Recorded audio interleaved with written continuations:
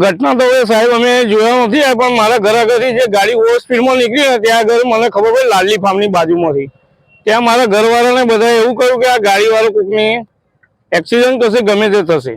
અને તે પછી 10 મિનિટ 5 જ મિનિટમાં અમને ખ્યાલ પડ્યો કે એક્સિડન્ટ થયો. અહીંયા જય મહારાજની આગળ મિહિર બંગલોઝ આગળ એક્સિડન્ટ થયો. ઘટનામાં તો એક બાબો ડેડ થઈ ગયો છે એવું છે બાઇક વાળો, અને ડ્રાઈવર કઈ ઓવર સ્પીડમાં જ હતો. ગાડી જે નીકળી છે કેનાલ વાળા રોડ ઉપર આ સ્પીડમાં ના જવાય, જ્યારે નોર્મલી સ્પીડ રાખવી જોઈએ ને એ છતાંય ઓવર સ્પીડમાં નીકળે. ડ્રાઈવર ઓવર ડ્રિંક કર્યું હોય ગમે તે હોય પણ એ રીતે નીકળેલો.